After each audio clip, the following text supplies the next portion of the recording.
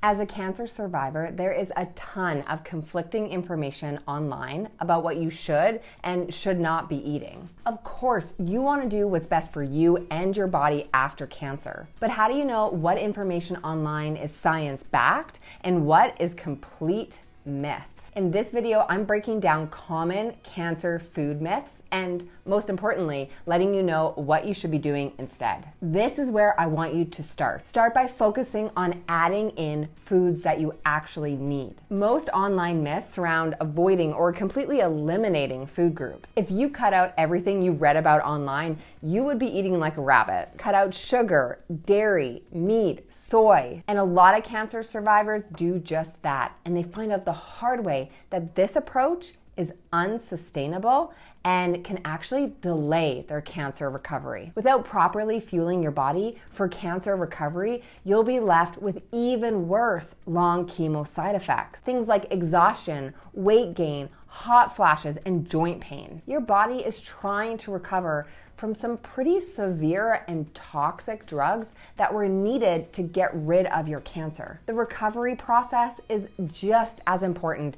as treatment. Without proper support, the effects of chemo can drag on for months and even years. This does not mean removing food from your diet and completely starving yourself. Quite the opposite, actually. Eliminating numerous foods from your diet is an awful way to eat. It doesn't support recovery, and it certainly is not going to prevent your cancer from coming back. So many of these food myths are based on fear, not facts. So instead, focus on what you need to eat or include in your nutrition to support your body. We're going to focus on adding foods back in and not taking them away. This approach is going to offer you a change in your mindset too. Having a mindset where you are supporting your body strategically rather than depriving it actually gives back power and control. Now is the time to support your body through cancer recovery. Most of the cancer survivors I end up working with as clients actually end up eating more food, not less. Even if you're a cancer survivor who wants to drop weight after treatment,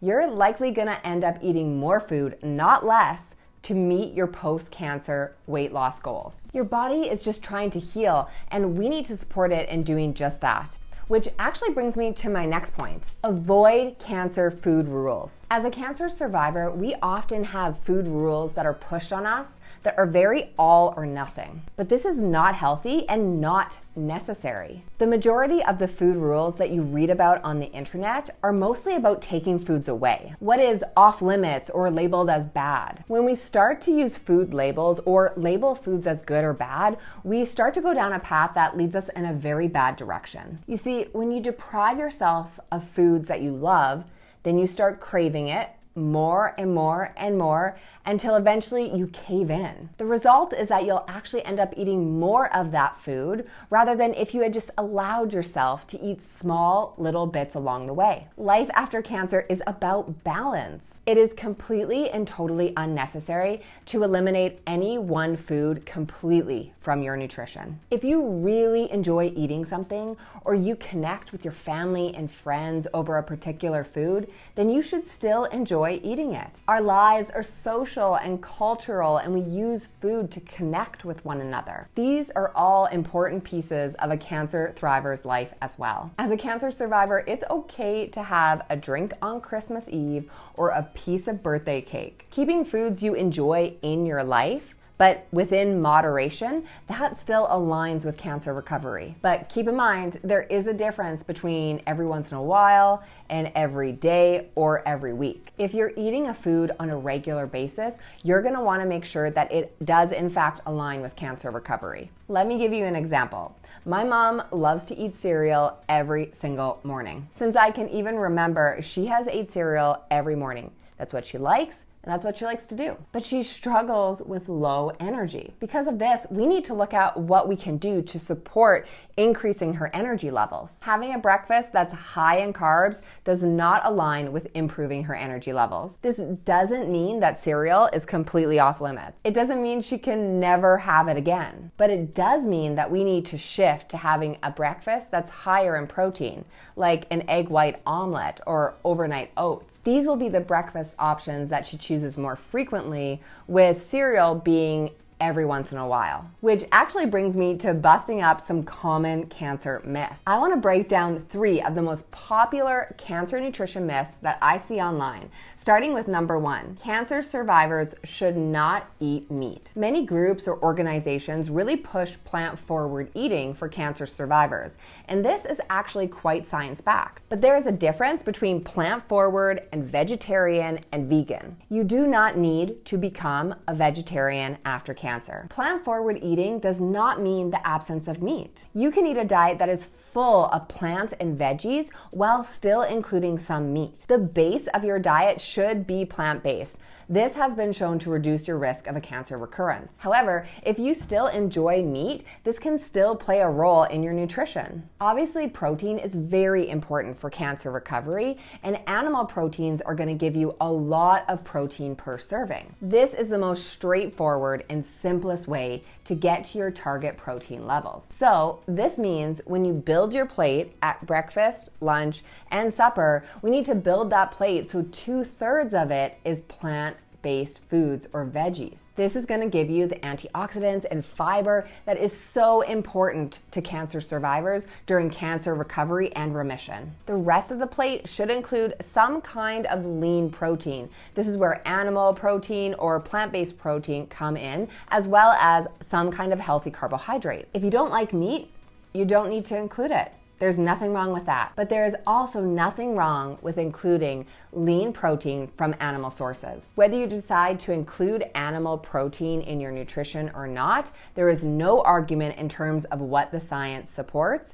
Majority of your diet should be plant forward. This leads me to myth number 2, sugar feeds cancer. There's a myth that sugar feeds cancer, but here is the real truth. It's not that sugar feeds cancer. Sugar is not the enemy. You can live a beautiful, healthy life while still eating sugar, especially if you're eating foods that have sugar and fiber. Foods like raspberries or blueberries. Many people will argue that before a PET scan, sugar is injected through an IV because the sugar makes the cancer light up on the PET scan. The National Cancer Institute actually does a great job of explaining this. They mention that sugar fuels every single cell in your body to different degrees. Cancer does light up on a PET scan because it uses sugar to grow, just like your brain lights up on a PET scan. While cancer does use sugar to grow, even if you completely eliminate sugar from your diet, cancer will just find another fuel source. Your body will make its own sugar from other foods that you're eating. It can pull from the protein that you're eating or fat stores in your body. Your body is always creating fuel through sugar because many cells in your body require this type of fuel source. Cancer will find another way to grow even if you completely eliminate sugar. Even with a doctorate in cancer care and 12 years of cancer care experience, when I was diagnosed, I still had someone suggest to me that I should completely remove sugar from my diet. It is crystal clear in my mind the first person who truly guilted me for eating sugar after my diagnosis. Let me set the scene for you. He knew absolutely nothing about cancer or nutrition. He had no experience or training in cancer care. He was not a cancer survivor himself. He referenced an article he found on the internet, then proceeded to get really upset with me when I disagreed. When people suggest these unproven myths to cancer thrivers, they should really also consider the mental hardship they're causing. Without proven science-backed evidence, it's not helpful to share this information. It's actually doing more harm than good. But as a cancer thriver yourself, you feel the anxiety this causes. You know it all too well. On to busting cancer nutrition myth number 3. Women with hormone-positive breast cancer should not eat soy. There has been a lot of science-backed information on this topic, so it's natural that our knowledge of it has evolved over time. It was historically thought because soy and other phytoestrogens have a similar chemical structure to estrogen that they will actually promote the growth of breast cancer. But in recent years, we have learned that that assumption is not true. A breast cancer thriver that I started working with about a month ago was really struggling with this idea of soy after cancer. She felt like if she ate any foods like this, it would fuel her cancer to come back. The phytoestrogens in soy would work against the tamoxifen she was taking, and it would cause her cancer to grow. This all wouldn't have been such a big problem had she not actually really liked eating foods like this. She actually really enjoyed eating tofu,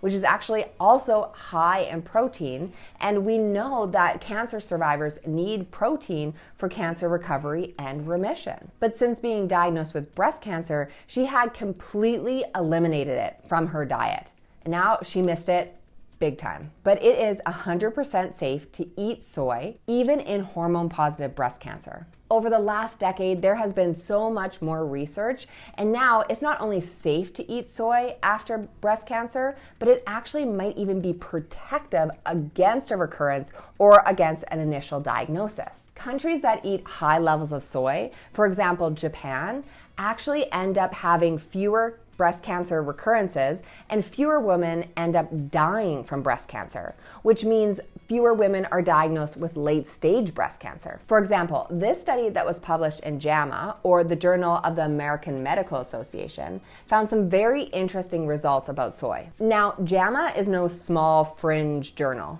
This is the big league. This is a very reputable publication. This study found that women that ate more soy had a lower risk of breast cancer recurrence and were less likely to die from breast cancer. Wow. Okay, so actually eating more soy can be protective against breast cancer.